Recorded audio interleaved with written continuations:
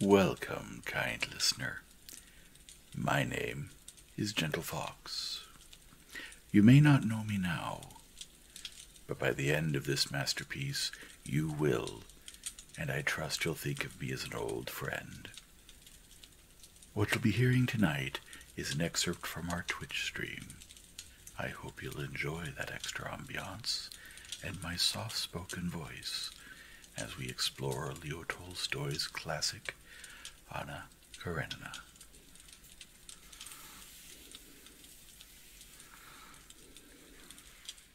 Chapter 18.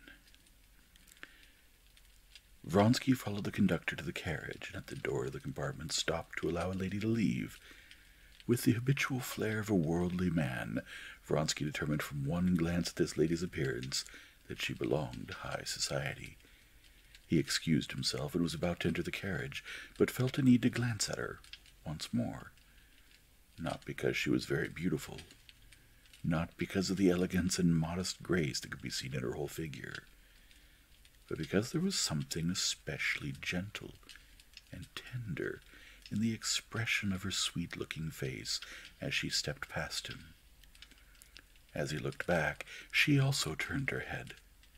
Her shining gray eyes, which seemed dark because of their thick lashes, rested amiably and attentively on his face, as if she recognized him and had once wandered over the approaching crowd, as though looking for someone. In that brief glance, Vronsky had time to notice the restrained animation that played over her face and fluttered between her shining eyes, and the barely noticeable smile that curved her red lips. It was as if a surplus of something so overflowed her being that it expressed itself beyond her will, now in the brightness of her glance, now in her smile. She deliberately extinguished the light in her eyes, but it shone against her will in a barely noticeable smile. Vronsky entered the carriage. His mother, a dry old woman with dark eyes and curled hair, narrowed her eyes, peering at her son, and smiled slightly with her thin lips. Getting up from the seat and handing the maid her little bag, she offered her small, dry hand to her son, and raising his head from her hand, kissed him on the face. "You got my telegram. Are you well? Thank God." "Did you have a good trip?" her son asked, sitting down beside her and involuntarily listening to a woman's voice outside the door. He knew it was the voice of the lady he had met at the entrance.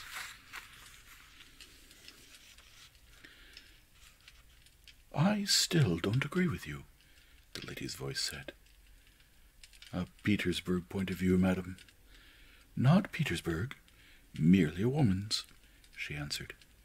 "Well, allow me to kiss your hand." "Goodbye, Ivan Petrovitch. Do see if my brother is here, and send him to me," the lady said just by the door, and entered the compartment again. "Have you found your brother?"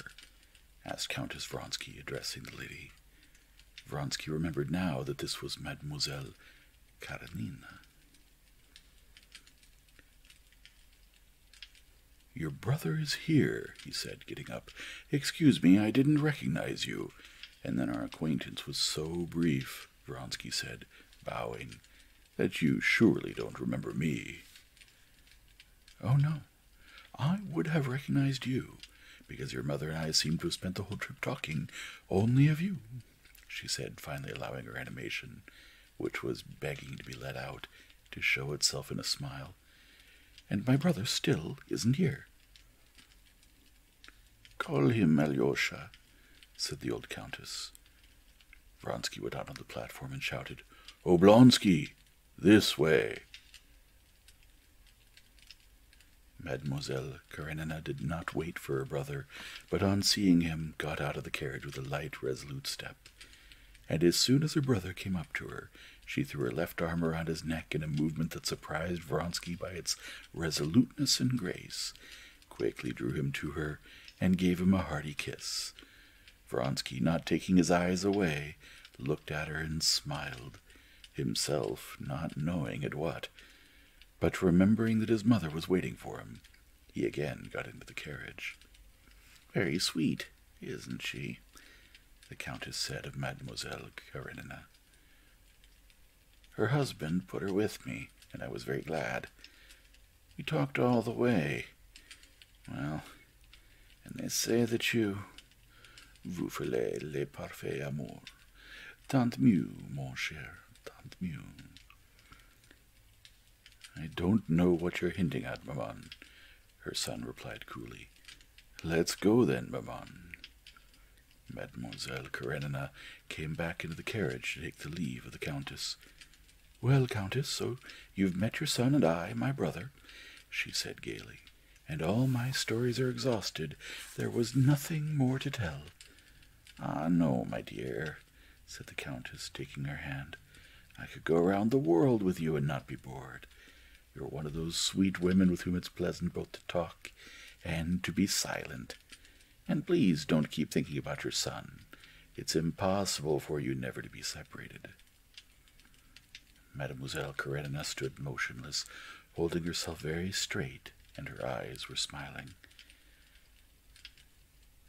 "Anna Arkadyevna," the Countess said, explaining to her son, "has a little boy of about 8, I think, and has never been separated from him, and she keeps suffering about having left him."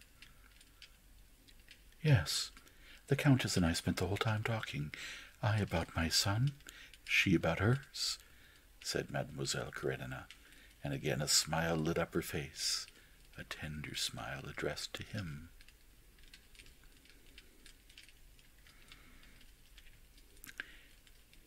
"You were probably very bored by it," he said, catching at once in mid-air this ball of coquetry that she had thrown to him. But she evidently did not want to continue the conversation in that tone, and turned to the old Countess. "Thank you very much. I didn't even notice how I spent the day yesterday. Goodbye, Countess." "Goodbye, my friend," the Countess replied. "Let me kiss your pretty little face. I'll tell you simply, directly, like an old woman, that I've come to love you." Trite as the phrase was, Madame Karenina evidently believed it with all her heart, and was glad. She blushed, bent forward slightly, offering her face to the Countess' lips, straightened up again, and with the same smile wavering between her lips and eyes, gave her hand to Vronsky. He smiled, he pressed the small hand offered him, and was glad, as of something special, of her strong and boldly energetic handshake. She went out with a quick step, which carried her rather full body with such strange lightness.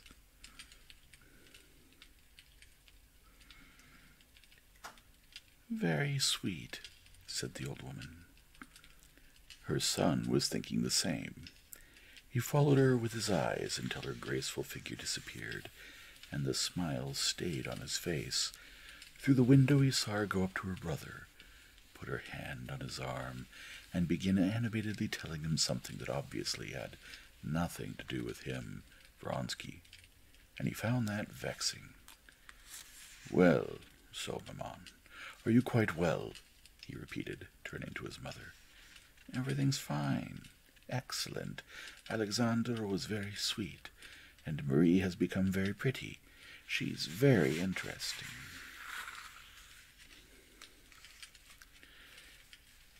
Again she began to talk about what interested her most, her grandson's baptism, for which she had gone to Petersburg, and about the special favor the Emperor had shown her older son. "And here's Lavrenti," said Vronsky, looking out the window. "We can go now, if you like." The old butler, who had come with the Countess, entered the carriage to announce that everything was ready, and the Countess got up to leave. "Let's go. There are fewer people now," said Vronsky. The maid took the bag and the lapdog, the butler and a porter the other bags. Vronsky gave his mother his arm, but as they were getting out of the carriage, several men with frightened faces suddenly ran past. The station-master in a peaked cap of an extraordinary color also ran past. Evidently something extraordinary had happened. People who had left the train were running back. What? Where? Threw himself? Run over? Could be heard among those passing by. Stepan Arkadyevich, with his sister on his arm, their faces all so frightened, came back and stood by the door of the carriage, out of the crowd's way. The ladies got into the carriage, while Vronsky and Stepan Arkadyevich went after the people to find out the details of the accident. A watchman, either drunk or too bundled up because of the freezing cold, had not heard a train being shunted and had been run over. Even before Vronsky and Oblonsky came back, the ladies had learned these details from the butler. Oblonsky and Vronsky had both seen the mangled corpse. Oblonsky was obviously suffering. He winced and seemed ready to cry. "Ah, how terrible! Ah, Anna, if you had seen it! Ah, how terrible!" he kept saying. Vronsky was silent, and his handsome face was serious but perfectly calm. "Ah, if you'd seen it, Countess," said Stepan Arkadyevich. "And his wife is here. It was terrible to see her. She threw herself on the body. They say he was the sole provider for a huge family. It's terrible." "Can nothing be done for her?" Mademoiselle Karenina said in an agitated whisper. Vronsky glanced at her and at once left the carriage. "I'll be right back, maman," he added, turning at the door. When he came back a few minutes later, Stepan Arkadyevich was already talking with the Countess about a new soprano, while the Countess kept glancing impatiently at the door, waiting for her son. "Let's go now," said Vronsky, entering. They went out together. Vronsky walked ahead with his mother. Behind came Mademoiselle Karenina with her brother. At the exit, the station master overtook Vronsky and came up to them. "You gave my assistant 200 rubles. Would you be so kind as to designate whom they are meant for?" "For the widow," Vronsky said, shrugging his shoulders. "I don't see any need to ask." "You gave it?" Oblonsky cried behind him, and pressing his sister's hand, added, very nice. Isn't he a fine fellow? My respects, Countess." And he and his sister stopped, looking around for her maid. When they came out, the Vronsky's carriage had already driven off. The people coming out were still talking about what had happened. "What a terrible death," said some gentlemen passing by. "Cut in 2 pieces, they say." "On the contrary, I think it's the easiest. It's instantaneous," observed another. "How is it they don't take measures?" said a third. Mademoiselle Karenina got into the carriage, and Stepan Arkadyevich saw with surprise that her lips were trembling, and she could hardly keep back her tears. "What is it, Anna?" he asked when they had driven several hundred yards. "A bad omen," she said. "What nonsense," said Stepan Arkadyevich. "You've come, that's the main thing. You can't imagine what hopes I have in you." "Have you known Vronsky for long?"